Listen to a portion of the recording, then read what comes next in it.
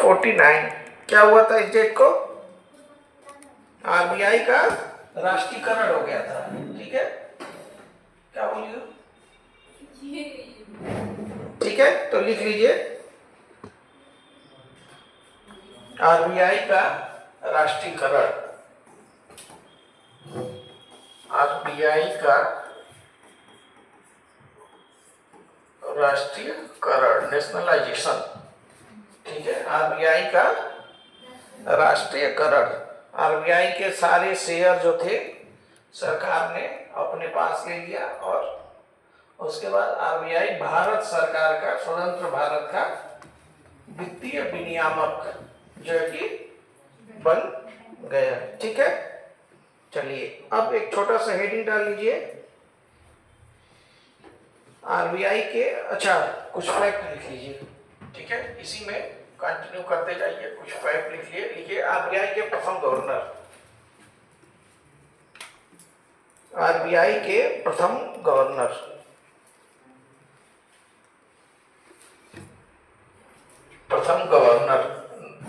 ठीक है, sir ओसबर्न Smith.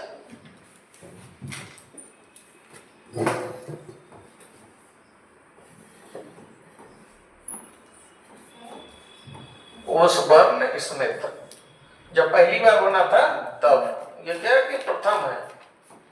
ठीक है, ठीक। चलिए दूसरा लिखिए, जो है कि स्वतंत्र भारत के प्रथम गवर्नर। स्वतंत्र भारत के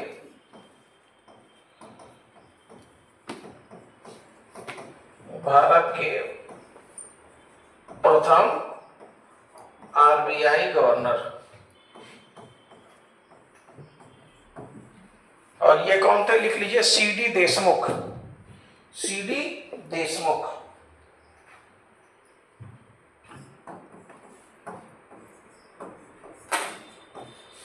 इसको रट जाइएगा सब नाम, सीडी देशमुख। सीडी देशमुख। ठीक है,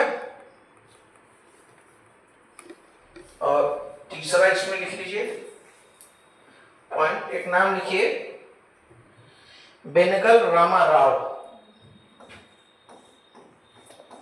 श्याम बेनेगल सुने हैं ना, तो इसे बेनेगल रामा राव। बेनेगल रामा राव एनटीआर के परिवार के लगते हैं।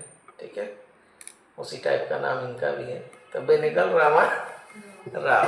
ठीक है, डैश डाल के लिख लीजिए 8 वर्ष के कार्यकाल वाले पहले आरबीआई गवर्नर।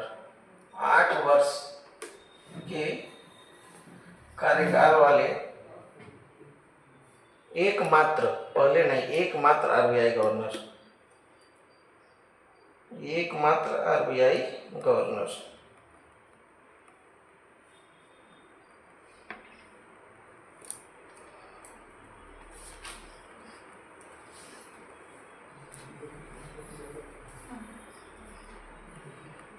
ठीक हो गया। चलिए अभी आरबीआई गवर्नर कौन है? अरे शक्तिकांत दास गए, वो प्रधानमंत्री के अब सचिव बन गए हैं। कौन है? संजय। अरे भाई क्या नहीं आया है? नया नोट पे आरबीआई गवर्नर साइन होता है? नहीं। अब देखो कह दिए कि नहीं होता है, तुम करे होता है। होता है ना भाई। नोट अपने किसी पॉकेट में नोट है, देखिए किसका साइन है। शक्तिकांत दास का है? संजय? अभी उनका भी आएगा, नया नोट छपाई होगा, किसी न किसी के पास तो आ जाएगा। नोट तो हर साल छपता है ना।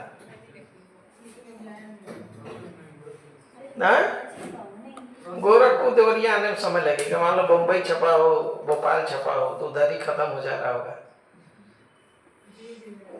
आरबीआई का चेस्ट है यहाँ लखनऊ में, तो यहाँ भी आएगा ही, चिंता मत करिए। ठीक है, तो वर्तमान में अध्यक्ष संजय मल्होत्रा, ठीक है। और शक्तिदास इससे पहले थे, वो अब प्रधानमंत्री के जो कि सचिव हो गए हैं। और उससे पहले कौन था? उर्जित पटेल, ठीक है। उर्जित पटेल बहुत महत्वपूर्ण नाम है। अभी हम लोग पढ़ेंगे जब मॉनेटरी पॉलिसी कमेटी, तो उर्जित पटेल समिति ने मौद्रिक समिति जो है कि बनाने का सुझाव दिया था, 6 सदस्यीय मौद्रिक समिति। उससे पहले टेक्निकल एडवाइजरी कमेटी होती थी आरबीआई में, कोई मौद्रिक नीति के लिए समिति नहीं होती थी। टेक्निकल एडवाइजरी कमेटी गवर्नर को सलाह देता था, और आरबीआई का गवर्नर जो है कि एकमात्र अधिकारी था जो उस पर अपनी सहमति दे देता था, ठीक है। तो सरकार ने इस प्रणाली को और लोकतांत्रिक और समावेशी बनाने के लिए एक समिति बना दी। लंबे समय से उसका सुझाव जो है कि दिया जाता रहा था कि एक ऐसी समिति हो जो जिसमें जो है कि सबके सलाह से और सरकार की भागीदारी से निर्णय हो, क्योंकि मौद्रिक नीति का निर्माण काम क्या होता है कि मुद्रास्फीति को नियंत्रित करना। आरबीआई का काम क्या है? नोट के रेगुलेशन को, भाई बाजार में नोट जाते हो तो वापस ले लो, कम हो तो नोट दे दो, आरबीआई का ये काम है, ठीक है। तो सुझाव ये दिया जा रहा था लगातार कि ये एक तरफा नहीं होना चाहिए, क्योंकि विकास भी प्रभावित होता है। अगर मुद्रा की आपूर्ति बाजार में कम हो जाएगी तो ऋण क्या होगा? महंगा होगा, तो निवेश के लिए ऋण नहीं मिलेगा, ठीक। तो लगातार ये सुझाव कई कमेटियों ने दिया, और उसके बाद 2016 में सरकार ने 6 सदस्यीय मौद्रिक समिति का निर्माण कर दिया, और उसी मौद्रिक समिति के सुझाव पे अब हर दूसरे माह मॉनेटरी पॉलिसी जो है कि जारी किया जाता है। पहले 6 माह पे एक बार आता था, अब हर दूसरे महीने मॉनेटरी पॉलिसी जारी किया जाता है, ठीक है। चलिए हम लोग क्या कर लिए, क्या क्या कर लिए? आरबीआई हो गया। अब जरा हेडिंग डालिए, आरबीआई के कार्य। ये पूछा जाता है प्रश्न में, यूपीएससी भी पूछ चुका है, आरबीआई क्या क्या कार्य करता है।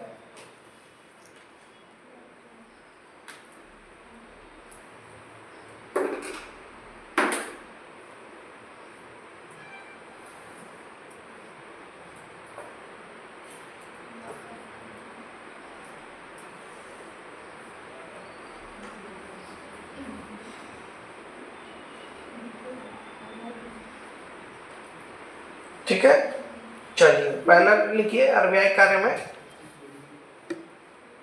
मौद्रिक प्राधिकारी के रूप में, मौद्रिक प्राधिकारी के रूप में, मौद्रिक प्राधिकारी के रूप में, मौद्रिक प्राधिकारी के रूप में मौद्रिक नीति का निर्माण, मॉनेटरी पॉलिसी, मौद्रिक नीति का निर्माण। मॉनेटरी पॉलिसी हमारे मेंस का भी टॉपिक है, उसको हम लोग थोड़ा सा ठीक से पढ़ेंगे। कहाँ छूटा? मौद्रिक नीति का निर्माण, ठीक है। दूसरा लिख लीजिए, साख नियंत्रण, क्रेडिट कंट्रोल, या इसी कहते हैं साख सृजन, साख नियंत्रण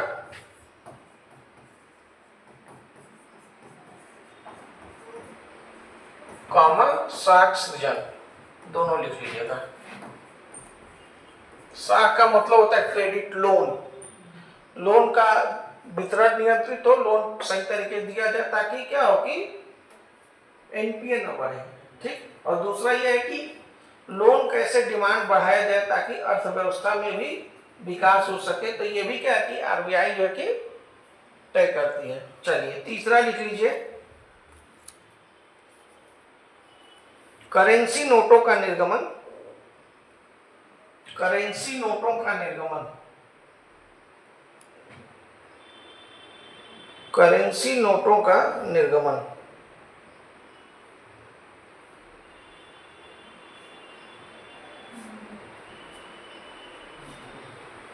ठीक है। नेक्स्ट लिख लीजिए, निर्गमन मतलब इशू, ठीक है।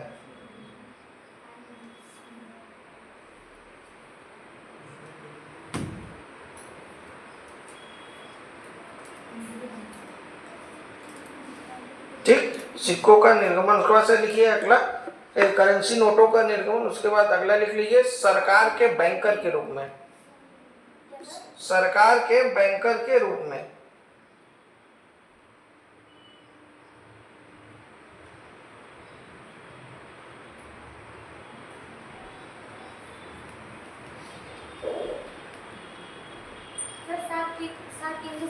क्रेडिट, क्रेडिट कहते नहीं कि उनका क्रेडिट उनका बहुत खराब बा, ठीक है, मतलब साख खराब है, ठीक हो गया। चलिए अगला लिखिए बैंकों के बैंक के रूप में, ठीक है, बैंकों के बैंक के रूप में। बैंकों के बैंक के रूप में आरबीआई के ये भी काम है। बैंकों का पैसा आरबीआई के पास रिजर्व के रूप में जमा होता है, अभी हम लोग पढ़ेंगे आगे।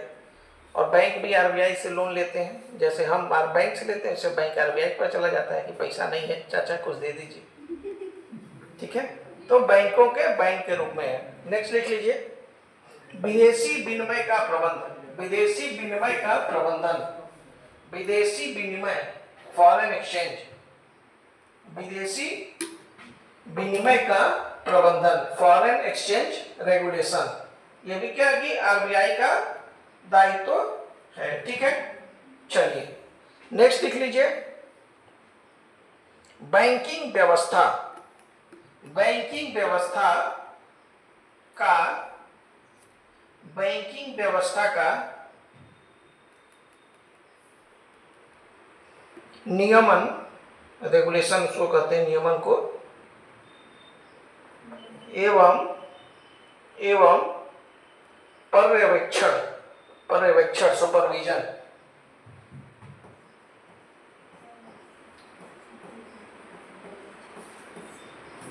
पर्यवेक्षण सुपरविजन, ठीक। चलिए अगले जैसे क्या है ना कि मान लो कि डॉलर चाहिए, एक होता है एक्सचेंज, एक होता है रिजर्व। तो रिजर्व में सब आरबीआई अपने पास रखेगा, जरूरत पड़ेगी तो देगा भुगतान संतुलन को बैलेंस करने के लिए। और फॉरेन एक्सचेंज होता है कि मान लो कि किसी देश को हमें पैसा भेजना है, कुछ खरीदना है तो डॉलर में भुगतान करेंगे, ठीक। हमारे पास रुपया है तो आरबीआई उसको क्या करेगी, एक्सचेंज का काम करेगी, ठीक। वो स्विफ्ट होता है भुगतान के लिए, ठीक है, वो होता है पेमेंट, जैसे हम गेटवे एक तरीके से होता है ना, और वो समझिए एक तरीके से गेटवे है। अभी ब्रिक्स ने कहा था कि वो भी अपना गेटवे बनाएगा, तो ट्रंप ने धमकी दे दिया कि अगर ऐसा कुछ करोगे तो हम बैन लगा देंगे, ठीक है। तो रसिया के लिए इस बार था, रसिया एक होता है, देखिए भारत में भी उसके लिए खोला जाता है बोस्ट्रो अकाउंट, उसमें रुपए में लेन देन होता है। तो मान लो कि हमको श्रीलंका से कोई सामान खरीदना है और श्रीलंका से हमको ये हमने समझौता कर लिया कि हम डॉलर में पेमेंट नहीं करेंगे, अपने से करेंगे, तो एक बैंक नामित हो जाएगा, कोई बैंक का कोई ब्रांच कि अच्छा फला की गोरखपुर का जो है कि मान लो देवलिया में पंजाब नेशनल बैंक जो है कि को हमने कह दिया कि वहीं बोस्ट्रो अकाउंट करेगा और नेपाल से सारा जो है कि पेमेंट उसी बैंक में होगा, ठीक है। बोस्ट्रो अकाउंट उसको बोलते हैं, रुपए की लेन देन, सेम करेंसी लेन देन के लिए उसको जो है कि खोला जाता है। इसी स्विफ्ट क्या है कि पेमेंट गेटवे है, ठीक है, सारे पेमेंट उसी के माध्यम से ही होते हैं। उसका जो है कि काट निकालने की कोशिश की जा रही है लेकिन आसान नहीं है। अमेरिका को छोड़ना आसान नहीं है क्योंकि उसी के पास पैसा है, डॉलर उसी का है और वो नहीं देगा तो काम नहीं चलेगा। इसीलिए एक कंसेप्ट है डी डॉलराइजेशन, ठीक है। और लंबे समय से बात की जा रही है, पिछले 5-6 सालों से डी डॉलराइजेशन का मतलब डॉलर का उपयोग कितना न्यूनतम किया जाए, ठीक है। तो ब्रिक्स करेंसी के आप लोग पढ़ेंगे, ब्रिक्स जो हुआ कि ब्रिक्स अपनी करेंसी निकालेगा, तो ब्रिक्स अगर करेंसी निकालेगा तो डी डॉलराइजेशन होगा, ठीक है, डॉलर का उपयोग गिरेगा। तो ये भी ट्रंप को पसंद नहीं आया, तो ट्रंप को जो जो पसंद नहीं आएगा वो काम जो है कि नहीं होगा, हो भी नहीं रहा है। इसीलिए सरकारों ने आपसी समझौता किया कि हम अपने मुद्रा में लेन देन करेंगे, उसकी छूट है कि भाई ठीक है, अगर रूस से हमने कहा कि हम रुपया देंगे, तुम अपनी करेंसी दे देना, ठीक है। नेपाल से हमने कहा कि तुम हमारा रुपया लेना, हम तुम्हारे रुपया लेंगे, ठीक। अलग करेंसी डॉलर को चैलेंज करने के लिए अभी वो परिस्थितियां नहीं आई हैं। ब्रिक्स लगातार प्रयास कर रहा है, ब्रिक्स करेंसी की बातें की जा रही हैं, लेकिन वो आगे वो हमारे मुख्य परीक्षा के लिए है। उसका भारत पे क्या प्रभाव पड़ेगा, उसका भारत को क्या लाभ होगा। एक और समस्या है, ब्रिक्स में सबसे मजबूत देश है चीन। अगर हम ब्रिक्स करेंसी ला भी देते हैं तो चीन का प्रभाव जो है कि बहुत ज्यादा क्या होगा, बढ़ जाएगा। तो भारत के लिए इधर कुआं इधर खाई वाली स्थिति है। तो भारत बोलता तो है कि ठीक है बहुत अच्छा है ब्रिक्स करेंसी, लेकिन अंदर खाने वो अभी चाहता भी है कि ब्रिक्स करेंसी न आए, क्योंकि फिर अभी अमेरिका की हेजेमोनी है, अब चीन की शुरू हो जाएगी, ठीक है। तो भारत ऊपर ऊपर बोलता है, कुछ लोग होते हैं ना ऊपर ऊपर साथ रहते हैं और अंदर से, तो उसी तरीके से भारत अभी जो है कि कहता है कि ठीक है ब्रिक्स करेंसी है, लेकिन अंतर्राष्ट्रीय संबंध पूर्णतया वास्तविकता और राष्ट्रीय हितों पर चलता है, ठीक है। चीन और अमेरिका इतने धूल विरोधी हैं, मिले, ट्रेड डील भी हो गया परसों, रूस और अमेरिका मिल रहे हैं। रूस से अमेरिका जो है कि यूरेनियम खरीद रहा है, फर्टिलाइजर खरीद रहा है, हमको मना कर रहा है, ठीक है। तो राष्ट्रीय हित एकदम पूर्णतया, और भारत भी वही करता है। भारत को ट्रम्प भी चाहिए, पुतिन भी चाहिए और जिनपिंग भी चाहिए। सर वो खुद खरीद रहा है, भारत को क्यों तेल लेने से इतना रोक रहा है? तेल लेने से रोक रहा है इतना, वो रोक रहा है, लेकिन भारत रोकेगा नहीं ना, सबके अपने राष्ट्रीय हित है ना, वो इसलिए रोक रहा है, उसका रहा है कि भाई आपके पैसे का उपयोग यूक्रेन पर हमला करने के लिए किया जा रहा है, ठीक है।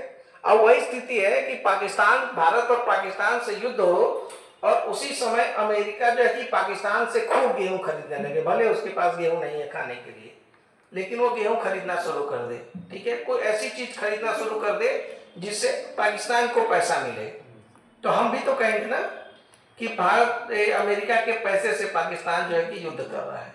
तो सेम स्थिति है, ऐसी बातें चलती रहती हैं। क्या एक्सपोर्ट करना करेगा जब उसके खुद के एक्सपेंसेस रुकाए, अरे वो सब हो जाता है, वहाँ पे अकाल पड़ जाएगा। पाकिस्तान को अकाल से मतलब नहीं है, ठीक है। इसीलिए भारत और पाकिस्तान में बहुत अंतर है, ठीक है। पाकिस्तान को केवल इससे मतलब है कि कैसे भारत से हम जीते, ठीक है। भारत के साथ समस्या है कि भारत को अपनी आबादी के जीवन स्तर को भी बेहतर करना है, राष्ट्रीय सुरक्षा भी मजबूत करना है, ठीक है। इसीलिए भारत पाकिस्तान से अलग है, और अलग रहे तभी ठीक भी है, नहीं तो फिर तो समस्या जो उसकी स्थिति है कल हमारी हो जाएगी। इसीलिए भारत जैसे उसको मौका मिला युद्ध खत्म करने का, उसने कह दिया ठीक है, ओके थैंक यू, आप जीत गए, जीतते रहिए। क्योंकि युद्ध, अब आप देखिए युद्ध खत्म नहीं होते हैं, यूक्रेन का युद्ध खत्म नहीं हुआ 2 साल से, छोटा सा देश और हाथी से लड़ रहा, लेकिन युद्ध खत्म नहीं हुआ। तो सोचिए भारत पाकिस्तान का युद्ध कैसे खत्म होता है, नहीं होता है। तो समझदार देश तुरंत जो है कि भाई भारत का उद्देश्य पाकिस्तान पे हमला करना नहीं था, भारत का उद्देश्य क्या था, आतंकी ठिकानों को नष्ट करना। उसने अपना उद्देश्य पूरा कर लिया, काम हो गया उसका। उसने उसके बाद उसके 2-4 ठिकाने और एक न्यूक्लियर बंद कर दे इसको रहने दे, चलो पता लगे पाकिस्तान वाले मुझे ही कल से कोट करने लगे हैं कि सब पता था। चले आगे चल रहे हम लोग, क्या हम लोग कर लिए, चलिए ये बैंकिंग व्यवस्था का नियमन एवं पर्यवेक्षण, ठीक है। चलिए अगला लिख लीजिए, अगला नेक्स्ट कार्य लिखिए, भुगतान एवं निपटान प्रणाली। भुगतान एवं निपटान, हाँ, अरे सेटलमेंट, चेक को जमा करते हैं ना, सरकारों का जो पेमेंट सब आरबीआई तो देती है। भुगतान एवं निपटान प्रणाली का नियामक एवं पर्यवेक्षण, आईआर बहुत मजेदार टॉपिक है, उसकी क्लास में मजा आता है क्योंकि कुछ बातें हमारे मन को बहुत अच्छी लगती हैं।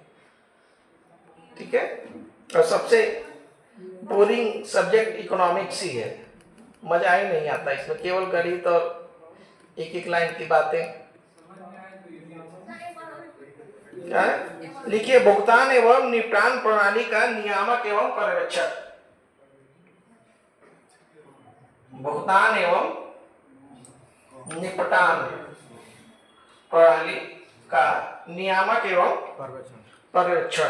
पेमेंट बैंक की स्थापना जब से हुई है तब से जो है कि इसका महत्व क्या है कि बहुत बढ़ गया है। Airtel payment bank, post office payment bank, ठीक, तो उसकी इसका महत्व जो है कि बढ़ गया है। ठीक है, और अगला लिखिए,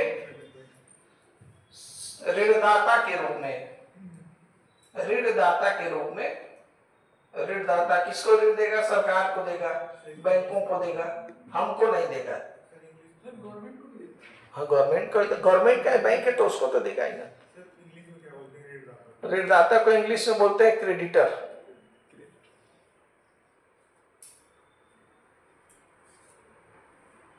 ठीक है, ऋणदाता के रूप में। ठीक है, ब्रैकेट में लिख लीजिए, बैंकों एवं सरकारों के।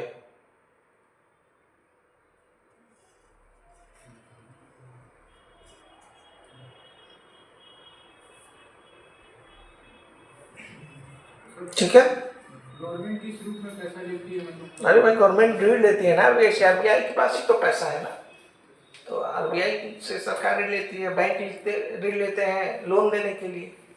ठीक है, अभी हम लोग पढ़ेंगे जब मौद्रिक उपकरण पढ़ेंगे, repo rate, reverse repo rate, ये सब, तब हम लोग को चीजें समझ में आएगी। ठीक है, चलिए, आरबीआई का हमने कार्य खत्म कर लिया और हेडिंग डाली एक मौद्रिक नीति। मौद्रिक नीति, मौद्रिक नीति, मौद्रिक नीति।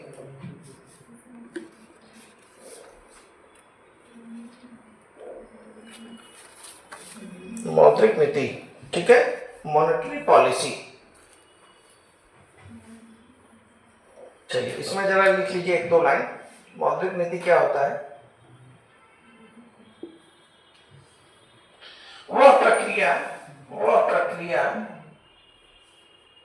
वह प्रक्रिया जिसके द्वारा, वह प्रक्रिया जिसके द्वारा आरबीआई अधिनियम 1934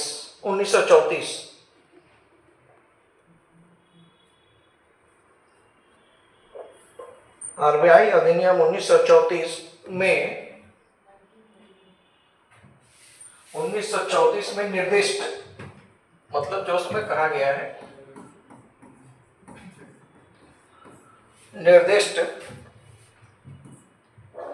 निर्दिष्ट लक्ष्यों, ऑब्जेक्टिव्स,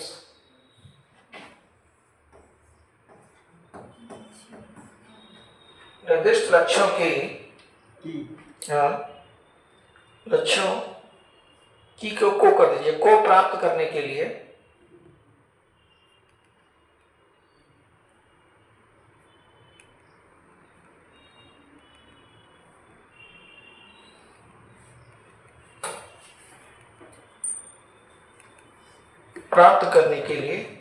मौद्रिक नियंत्रण, मौद्रिक नीति के उपकरणों, ऐसे लिखिए, प्राप्त करने के मौद्रिक नीति के उपकरणों, मौद्रिक नीति के उपकरणों,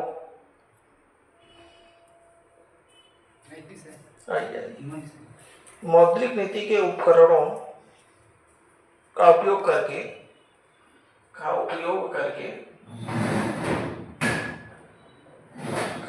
करके, अर्थव्यवस्था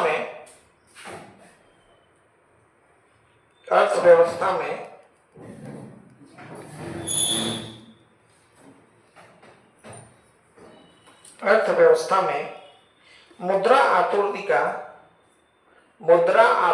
का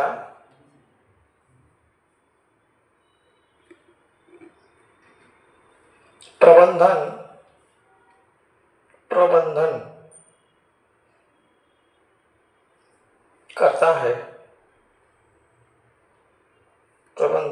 करता है।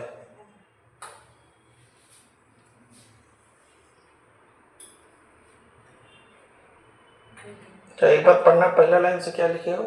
वो प्रक्रिया जिसके द्वारा आरबीआई एक्ट 1934 में निर्दिष्ट लक्ष्यों को प्राप्त करने के लिए मौद्रिक नीति के उपकरणों का उपयोग करके अर्थव्यवस्था में मुद्रा आपूर्ति का प्रबंधन करता है। प्रबंधन करना है कर दीजिए। और कौन करता है? ये आरबीआई। ठीक है, ये आरबीआई करता है। एक उसी में एक लाइन लिखिए, मौद्रिक नीति का लक्ष्य, मौद्रिक नीति का लक्ष्य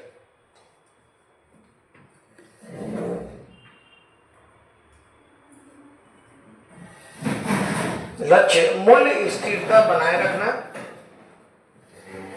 मूल्य स्थिरता बनाए रखना,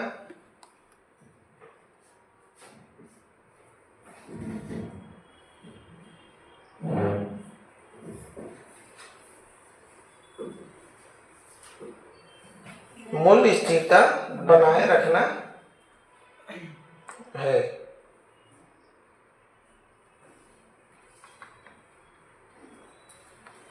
ठीक है, ताकि ताकि ताकि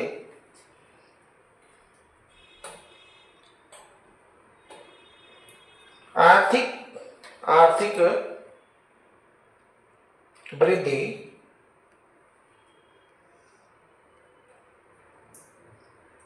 एवं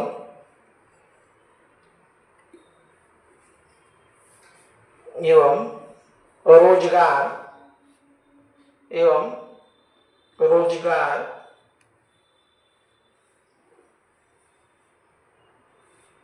को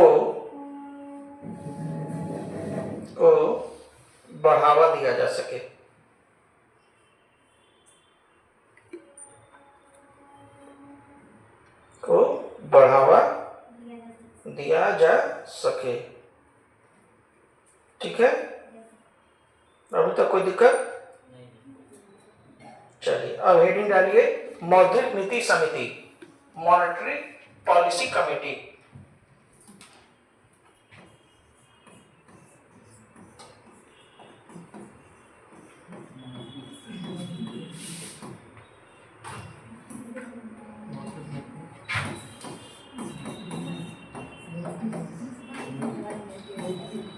मौद्रिक नीति समिति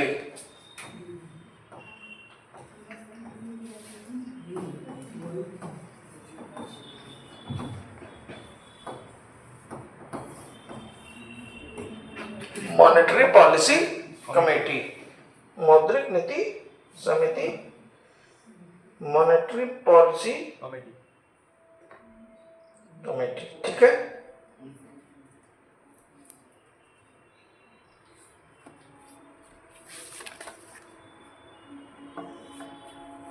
चलिए इसमें हम लोग को कुछ फैक्ट लिखना है।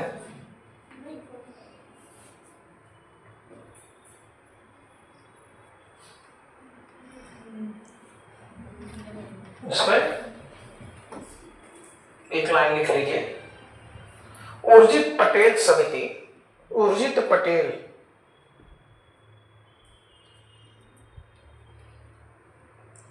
पटेल समिति की अनुशंसा या सिफारिश, कुछ भी लिख सकते हैं, अनुशंसा या सिफारिश पर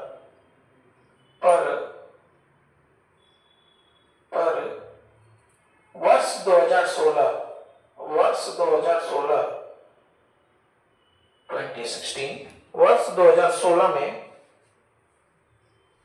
वर्ष 2016 में आरबीआई अधिनियम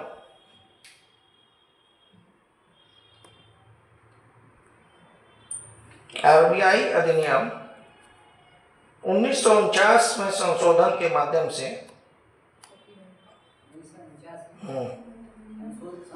1949 में संशोधन के माध्यम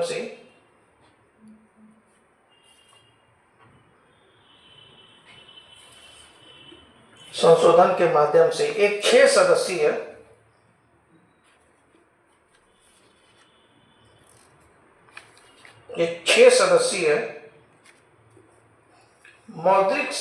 नीति समिति, मौद्रिक नीति समिति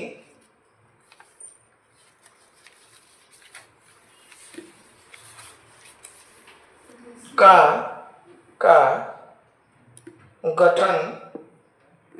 गठन निर्माण फॉर्मेशन का गठन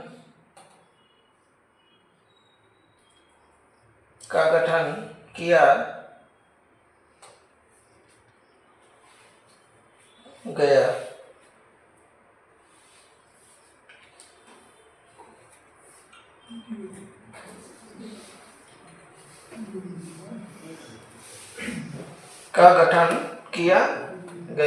ठीक है, अब ऐसे लिख लीजिए, इसी में एक एरो ऐसे बना दीजिए, इसी को हेडिंग बना के,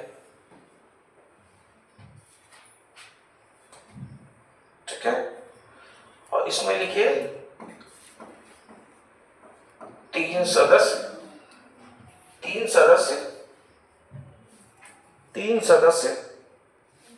आरबीआई से, 3 सदस्य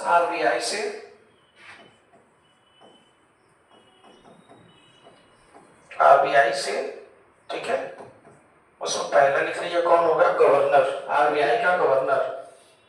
पहला है आरबीआई का गवर्नर, ठीक है। दूसरा लिख लीजिए इसी में डिप्टी गवर्नर,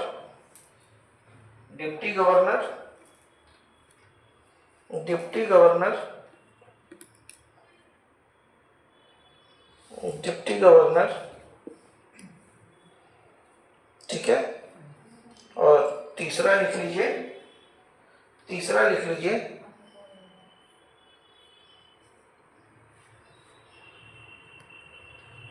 आरबीआई के कोई अन्य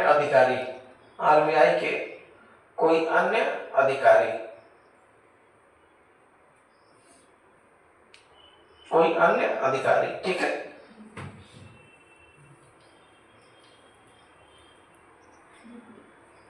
और इसमें लिख लीजिए केंद्र सरकार द्वारा, एक लाइन बस लिख के खत्म कर देना है।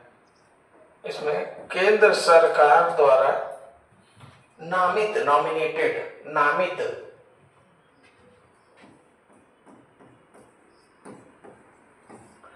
3 सदस्य,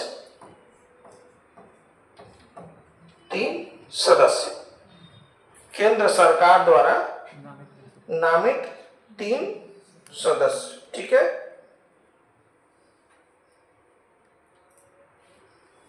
हो गया, चलिए अब एक लाइन लिख लीजिए नेक्स्ट।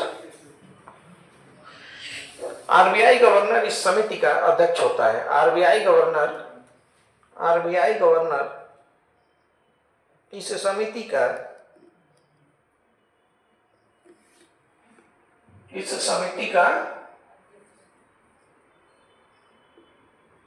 अध्यक्ष होता है, ठीक है। हाँ, ये जो डायग्राम बनाए थे उसको थोड़ा एक बार और क्या? जो डायग्राम बनाए थे तो उसको एक बार और एक्सप्लेन करेंगे। मौद्रिक नीति समिति था, 6 सदस्य थे, उसमें 3 आरबीआई के, 3 सरकार द्वारा नॉमिनेटेड। इसमें 3 में कौन था, एक आरबीआई का गवर्नर, एक डिप्टी गवर्नर और एक अन्य आरबीआई का अधिकारी। 3 लोग, जो अन्य है उसको आरबीआई का एक बोर्ड होता है जिसमें आरबीआई के गवर्नर और डिप्टी गवर्नर होते हैं। वो उसको क्या करेंगे, नॉमिनेट करेंगे कि वो तीसरा अधिकारी कौन होगा, ठीक है। हो गया क्या? फिस्कल डेफिसिट पढ़ेंगे जब राजकोषीय नीति पढ़ेंगे तब। वो ये मुद्रा आपूर्ति हो गया, इन्फ्लेशन से जुड़ा है वो चीजें, और फिस्कल डेफिसिट जोड़ा है सरकार के बजट से।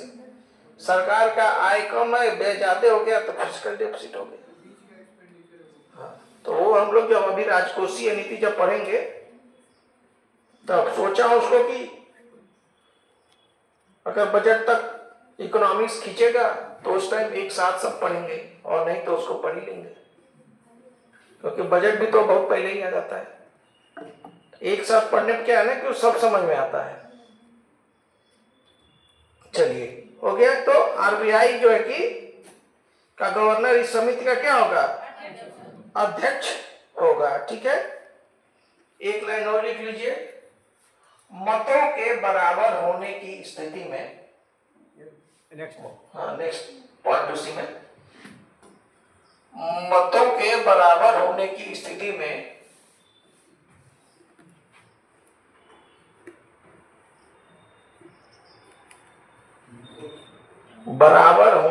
स्थिति में आरबीआई गवर्नर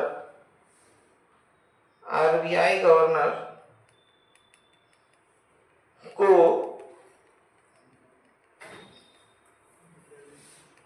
निर्णायक मत प्राप्त होता है, या आरबीआई गवर्नर का मत निर्णायक होता है। आरबीआई गवर्नर का मत निर्णायक होता है, इसी कहते हैं वीटो पावर। ठीक है, सब बराबर हो गए, मेरी मर्जी है, मैं चाहूं तो रिजेक्ट कर दूं और चाहूं तो मान लूं। ठीक है, सरकार के अधिकारियों को शामिल करने के पीछे इसका उद्देश्य यह है कि राजकोषीय नीति और मौद्रिक नीति में बैलेंस बने, क्योंकि सरकार का काम क्या है? निवेश को बढ़ाना है। अगर बहुत टाइट मॉनेटरी पॉलिसी बढ़ जाएगी तो निवेश क्या होगा? घट जाएगा। जब निवेश घटेगा तो अर्थव्यवस्था की वृद्धि जो है कि प्रभावित होगी। आरबीआई का केवल एकमात्र लक्ष्य है मुद्रा आपूर्ति को नियंत्रित करना और इन्फ्लेशन को कंट्रोल करना, महंगाई ना हो। एक ही मात्र उसका काम है, बस यही करना है आपको, और कुछ करना ही नहीं है। मेजॉरिटी में भी वीटो पावर यूज होगा। मेजॉरिटी क्या मतलब? अरे जब तो उसका मेजॉरिटी हो गया तो वीटो पावर का मतलब ही नहीं। अब मान लो 6 अध्यक्ष के अलावा 5 हैं, 4 सहमत हो गए तो कोई मतलब नहीं। मान लो कि अध्यक्ष के अलावा जो कि 6 मेंबर हैं और बराबर हो गया, तो अब गवर्नर के ऊपर है। 3-3 बराबर हो गया, गवर्नर जो है कि डिसाइड करेगा कि माने कि ना माने। गवर्नर तो उसी 6 में से एक आता है। 6 में से है, लेकिन अब जब बराबर हो जाएगा तो उसकी मर्जी काम करेगी। मेरा वचन ही है, मेरा शासन है। ठीक है, तो वो मान लेगा कि हाँ ये सब ठीक है। हाँ बताइए। 1 रुपए के नोट पर भारत सरकार का मुख्य सचिव, ठीक है, और बाकी 1 रुपए से अधिक पर आरबीआई के गवर्नर। अरे बराबर होने के बाद अब उसकी मर्जी चलेगी। अब मान लो कि 6 लोग हैं, जो है कि 3-3 हो गया, इसलिए कहना उसको निर्णायक मत है उसका। अब वो डिसाइड करेगा कि अब मैं इसको मान लूं कि ना मान लूं। ठीक है, इसीलिए अच्छे है ना निर्णायक। आखिर बराबर कब होगा? ऐसे तो होगा नहीं ना कि या तो एक आदमी अनुपस्थित रहे तब बराबर हो सकता है, ठीक, और या तो फिर तीनों बराबर हो जाए। दोनों स्थिति में उसके पास जो है कि एक्स्ट्रा ऑर्डिनरी पावर है। और किस अधिनियम में? अच्छा, वो अधिनियम क्या लिखा आपने? आरबीआई एक्ट 1900 क्या लिखा आपने? उसको 34 करिए भाई। बैंकिंग एक्ट 1949 का है, आरबीआई एक्ट 1934 का, उसको सही कर लीजिए। हाँ, मौद्रिक नीति या मौद्रिक नीति समिति में। हाँ, मौद्रिक नीति समिति, उसको जरा 1949 को 1934 करिए भाई। गलती हो गई, भारी गलती हो गई है, भारी मिस्टेक। ऊपर भी तो है आरबीआई एक्ट 1934, वो भी दोनों 34 ही है। बैंकिंग एक्ट 1949 का क्या? सर एक मौद्रिक क्या चीज बोलो, कहाँ क्या पढ़ लिए? सर दोनों जगह 34 होगा ना। एक आरबीआई एक्ट, आरबीआई एक्ट 1934 का है, वो तो 1916 में बना था ना, संशोधन किया गया था। भी 34 हाँ हाँ, उसको 34। बैंकिंग एक्ट 1949 का है, आरबीआई एक्ट 1934 का है। ठीक है, आरबीआई एक्ट में संशोधन करके मौद्रिक नीति समिति बनी थी, 1934 का आरबीआई एक्ट है। ठीक है, हाँ, क्या सवाल था, क्या कहाँ पढ़े थे? हाँ? क्या? अच्छा, तो कहाँ लिखा था कि आरबीआई गवर्नर साइन करता है 1 रुपए के सिक्के पे? हाँ? 1 रुपए के नोट पे कहाँ लिखा था? वो 1 रुपया 1 रुपए का नोट हाँ। और सिक्का ये भारत सरकार जारी करता है, ठीक है? और 1 रुपए से अधिक के नोट आरबीआई जारी करता है, ठीक है? इसीलिए उस पे नेशनल एम्बलम लगा रहता है क्या किसी सिक्के पर? अच्छा, नहीं, तो कई चीजें होती हैं यार, केवल नेशनल एम्बलम नहीं होता है, वो तो उसमें ऐसे अनाज भी लगा होता है। 1 रुपए लिखेगा, 2 बालियां होती हैं गेहूं की। हैं? सर 2-5 रुपए का सिक्का। अरे 1 रुपए से ऊपर के सारे नोट उनके हैं। 2 रुपए का तब नोट कहाँ आता है? सिक्का तो सब भारत सरकार, सिक्का सब भारत सरकार, 1 रुपए का नोट, इसलिए हमने लिखा है करेंसी नोट। आरबीआई आता है, नोट तो आएगा ही। जो 2 रुपए का नोट ऐसे चलन में नहीं है, ठीक है? सर जो पाता है रख लेता है ऐसे क्या है कि अगर मैं भी रखा हूँ 3 अच्छा 3-4 ठो तो 10-20 साल बाद बेचना, वो विंटेज नोट हो सर। जाएगा। 1000 वाला भी 2 रखा हूँ। वो काहे रखे? सब कुछ रखा है लगभग। एक मेरी बहन रखी है, एक मैं रखा पुराना वाला था, पुराना वाला। अरे गड़बड़ अपना मामला लीक हो गया और रिकॉर्ड भी हो रहा है, ऐसे अंदर की बातें नहीं बतानी है।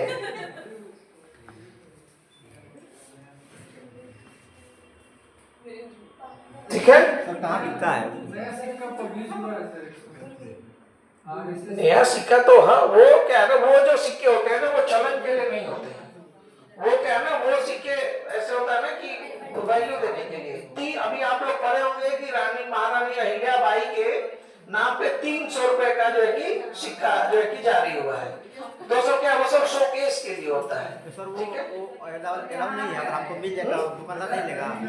अगर हमको अरे भाई वो 100 रुपए का सिक्का होता है, 300-500 का सिक्का वो केवल मेमोरियम के लिए होता है, उनको दिखाने के लिए, क्या महत्व के लिए। फायदा क्या है सर? जब कुछ नहीं, वो ऐसे रखा रहता है, संभाल के रखा रहेगा।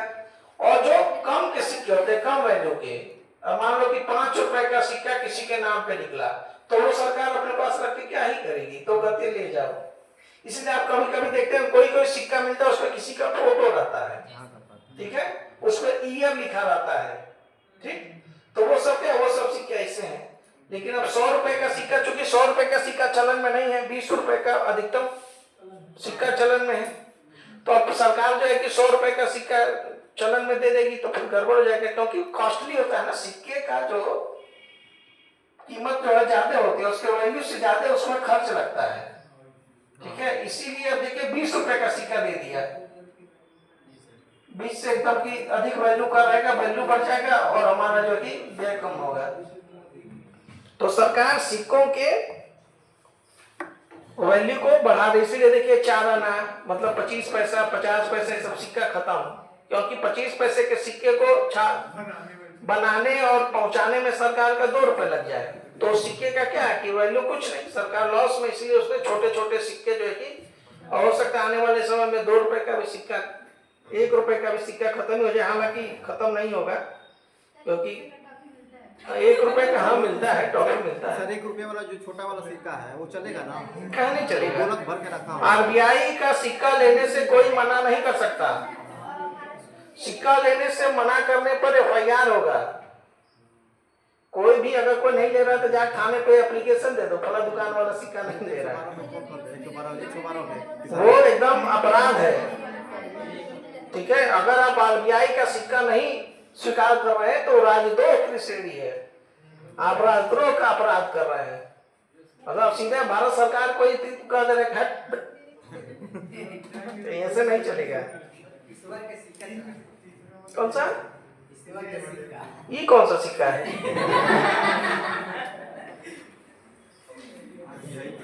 अच्छा, आप लोग भी छपवा सकते हैं मेमोरियल कॉइन जो है कि आप लोग भी आरबीआई को पैसा देके, भारत सरकार को पैसा देके छपवा सकते हैं।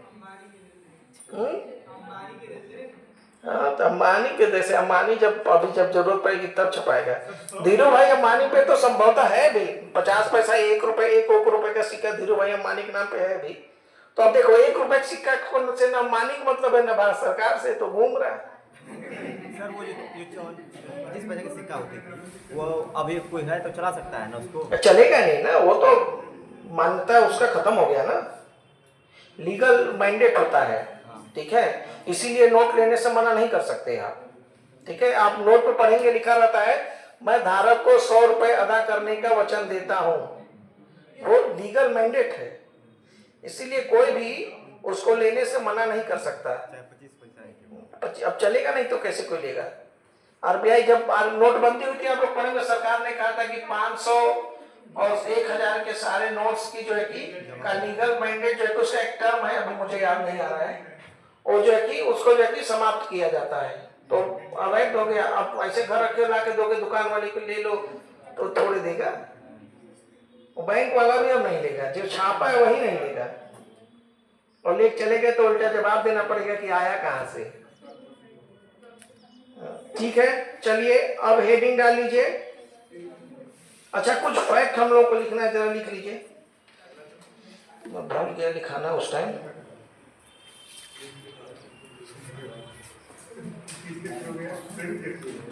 किसके थ्रू? सर डिमोनेटाइजेशन फेल क्यों हो गया? डिमोनेटाइजेशन फेल तो उसका क्या है ना कि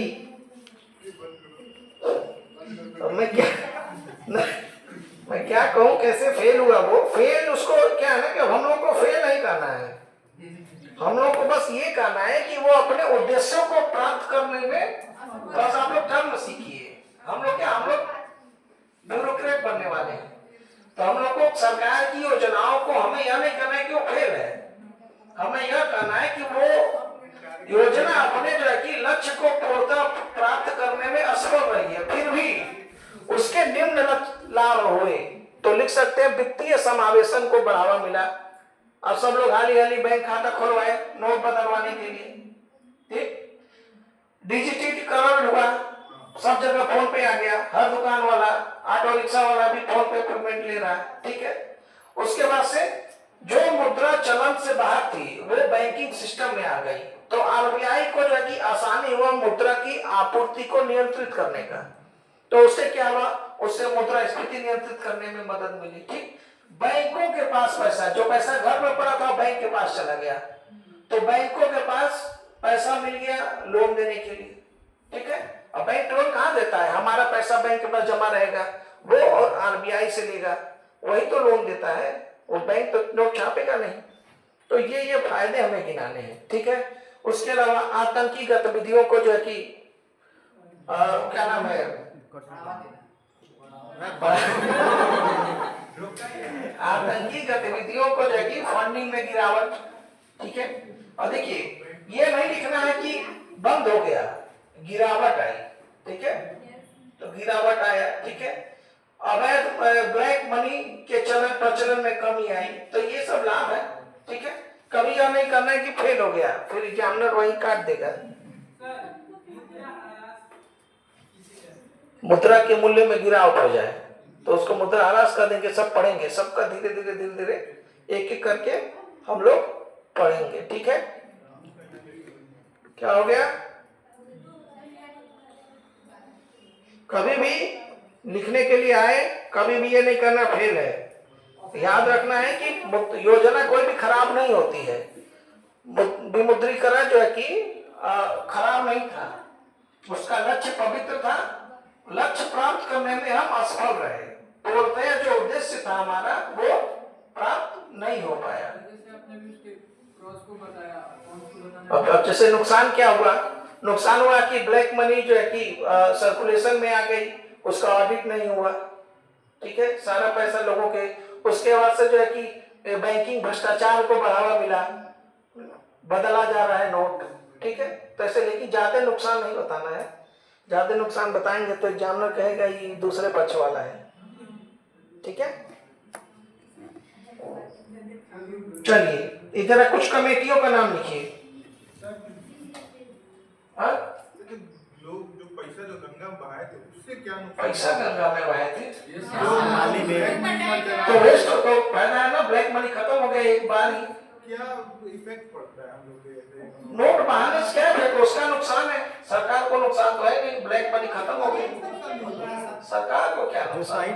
सही नोट है वो जो बनाने अब मान लो मेरे पास ब्लैक मनी है, वो पकड़ाने के उसे गंगा में बहा दिया तो मेरा नुकसान हो गया ना। इतने मेहनत से मैं कमाया था सरकार के लिए, सरकार तो भाई उसका पैसा है, सरकार मान लेगी कि इतना पैसा नहीं आया, खत्म। जो पैसे विदेश देश में वाइड कर दिए गए हैं उसका उसको कहते हैं हवाला, तो वाइट कर दिए गए तो वाइट हो गया। अभी क्या है कि इसी का एक विवाद चल रहा नेपाल के साथ। नेपाल में बहुत सारे पैसे हैं पुराने नोट, और सरकार जो है कि मान लेने से सरकार करेगी अब नहीं, उस समय क्यों नहीं दिए। तो ये भी एक है, लिख सकते हैं नुकसान कि भारत नेपाल संबंधों में तनाव हुआ इसकी वजह से।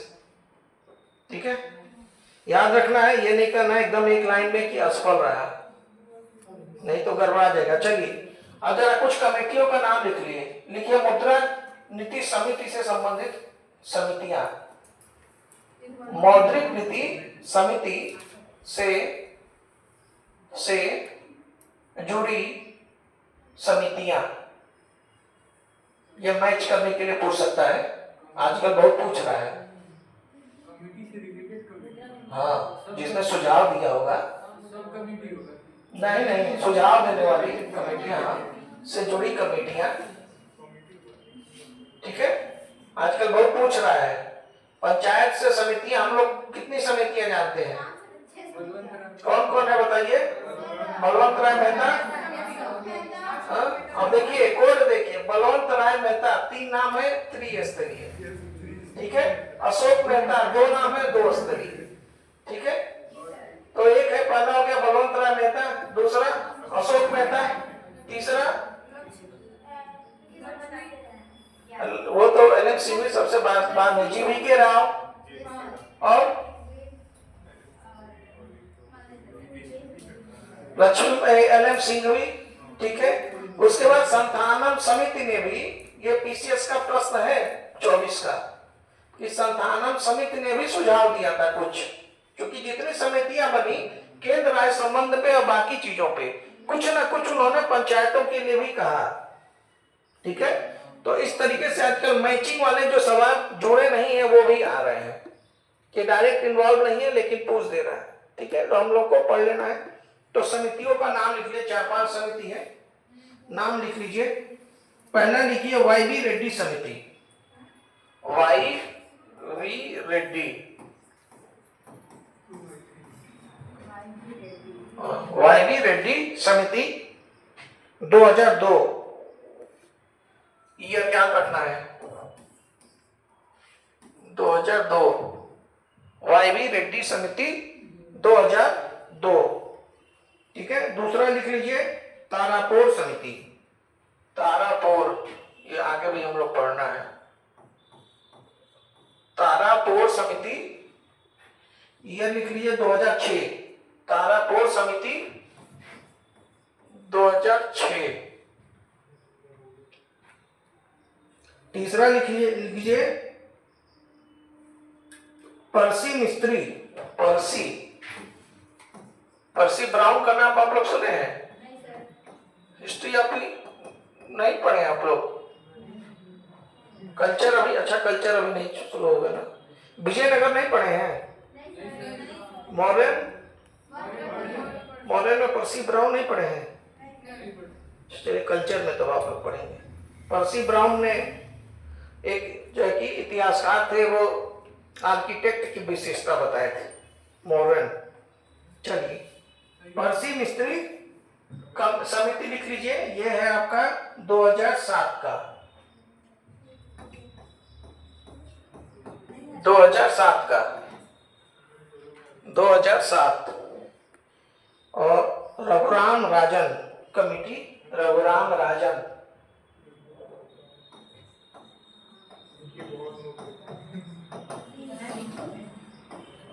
रघुराम राजन कमेटी 2009,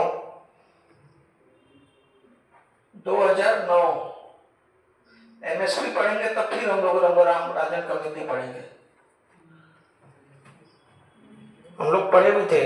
जब हम लोग पढ़ रहे थे प्लानिंग कमीशन, तो हमने पढ़ा था कि चीनी पर एफआरपी, उसका सुझाव रघुराम राजन ने दिया था।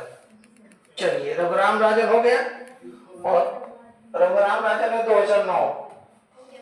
अब अंतिम लिख लीजिए उर्जित पटेल। उर्जित पटेल, उर्जित, अरे ठीक है, उर्जित पटेल कमेटी 2014।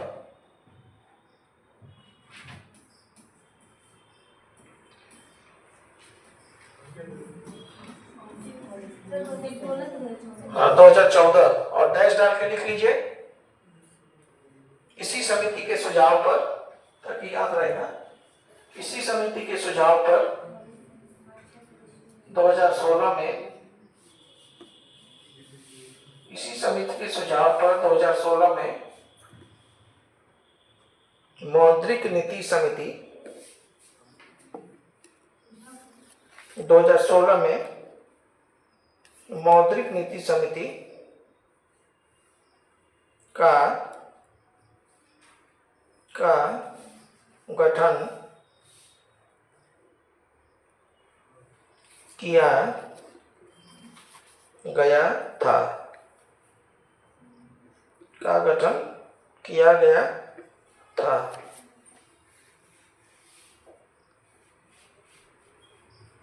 ठीक है, चलिए अब जो है कि हेडिंग एक डाल लीजिए, मौद्रिक नीति के उपकरण। मौद्रिक नीति के उपकरण,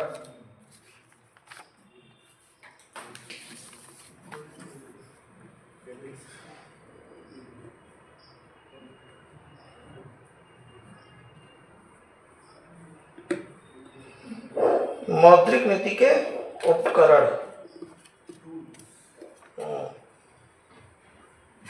मौद्रिक नीति के उपकरण।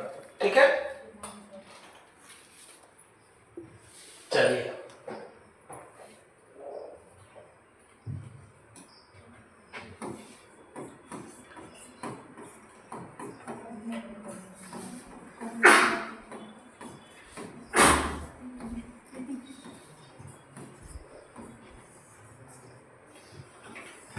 दो तरीके के होते हैं, एक को कहते हैं मात्रात्मक और एक को कहते हैं गुणात्मक।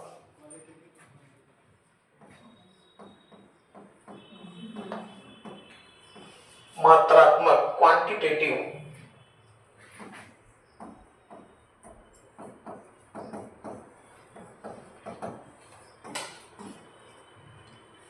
और एक को कहते हैं गुणात्मक।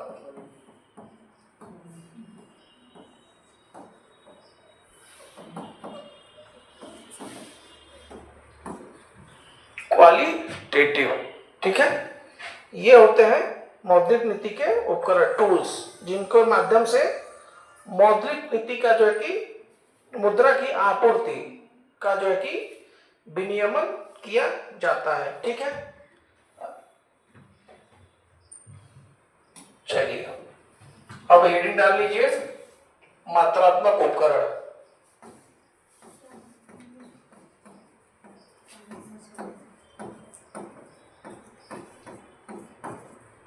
मात्रात्मक उपकरण, ठीक है, और इसमें जो है कि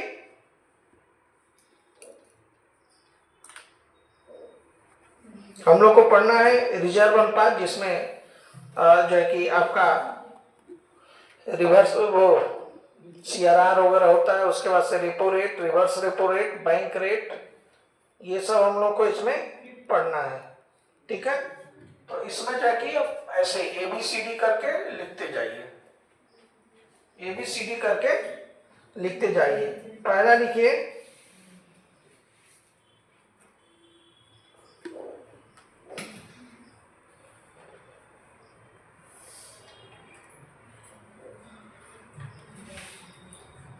नगद आरक्षित अनुपात। पहला लिख लीजिए नगद आरक्षित अनुपात। नगद कैश रिजर्व रेशियो, नगद आरक्षित अनुपात।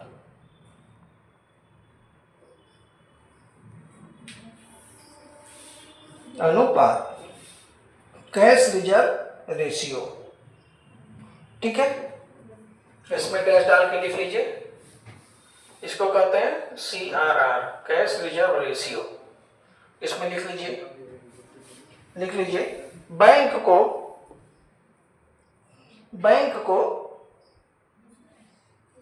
को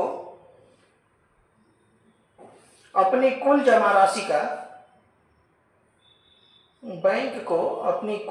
राशि का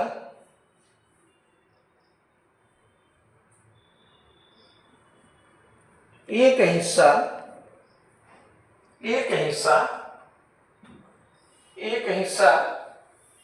आरबीआई के पास नकद, कैश या लिक्विड नकद रूप में रखना होता है। आरबीआई के पास नकद रूप में रखना होता है। ये रेड कारपेट पहले भी था कि अब बिछा है? अच्छा सर, यहाँ वाला गायब हो गया। अच्छा, यहाँ भी था ना ये रेड वही कारपेट नहीं है सर, वही है। इतना लंबा थोड़ा ना होता। नहीं लंबा नहीं। अरे वो कार्यक्रम हुआ ना, उसी दिन से दिखाया है। जिस दिन छुट्टी हो गया तो यहाँ पहले से गायब था ना। नहीं तो ये था कहाँ? हाँ अच्छा ठीक है, जाने दो। अरे ठीक है, पहले से था। नहीं था सर, नहीं अरे ठीक है, नहीं था, अरे था। नहीं था। अरे ठीक है, लड़ो मत। चलिए ठीक है, हो गया, जमा रखना होता है। फुल स्टॉप के बाद इससे इसी में लिखना है। हाँ, इसी में इससे बाजार में नकदी की मात्रा, हाँ यार, नकदी नकद दोनों लिख सकते हैं। मात्रा, इससे बाजार में नकदी की मात्रा नियंत्रित होती है।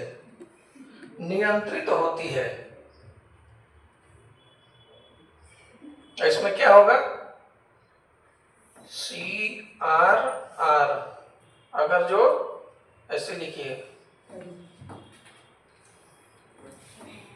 बढ़ेगा तो क्या होगा? बैंक को ज्यादा पैसा आरबीआई के पास जमा करना पड़ेगा, तो बाजार में कमी हो जाएगी। इसको लिखेंगे आप लोग ग्राफ बना के, हाँ आप कैसे समझ लेंगे? लिखिए प्रोपोर्शनैलिटी के सही। ऐसे लिखिए CRR। हेडिंग बना के। अरे CRR का मतलब समझ गए कि वही लिख रहे हैं हम लोग। आप ऐसे लिखिए, वृद्धि और कमी। CRR अगर वृद्धि हो जाएगा तो क्या होगा? बैंक के पास, अधिक पैसा होता है। अरे भाई, जब बढ़ जाएगा तो आरबीआई के पास ज्यादा जमा करना पड़ेगा ना। तो बैंक के पास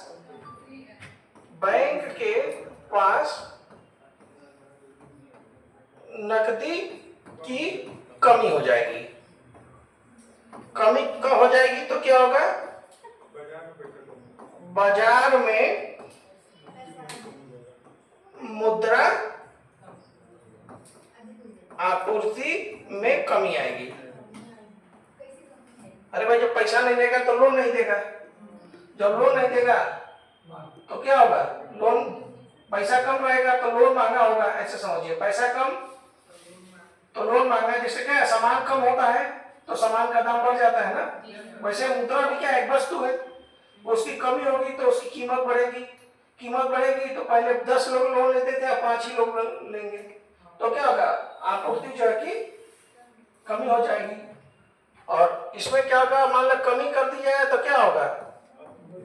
बैंक के पास नकदी में वृद्धि हो जाएगी। तो इससे क्या होगा? बाजार में मुद्रा की आपूर्ति में वृद्धि हो जाएगी।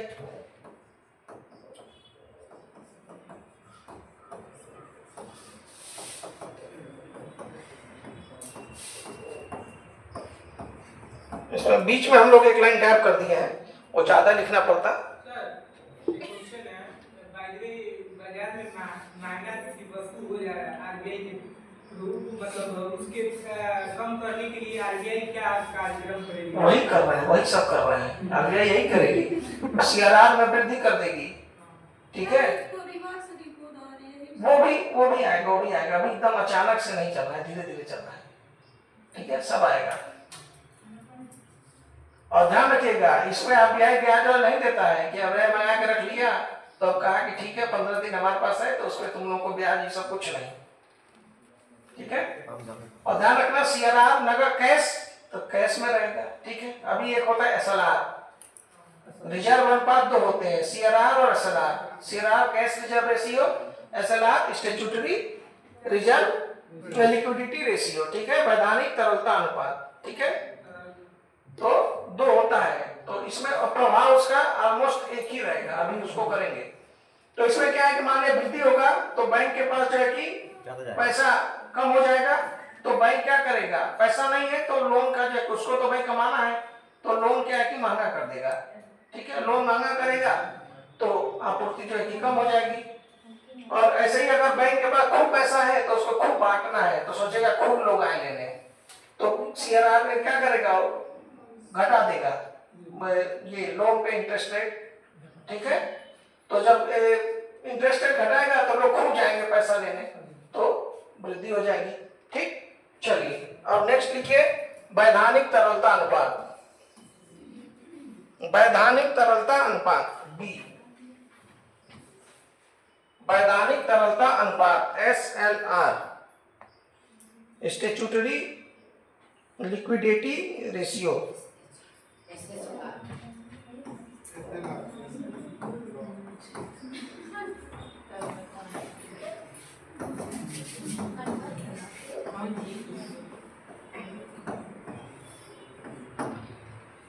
एसएलआर, एसएलआर, ठीक है, वैधानिक तरलता अनुपात एसएलआर, ठीक है। चलिए इसमें लिख लीजिए बैंकों को, बैंकों को, बैंकों को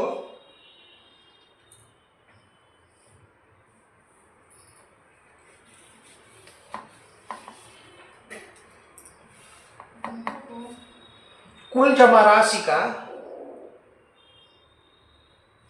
कुल जमा राशि का एक निश्चित प्रतिशत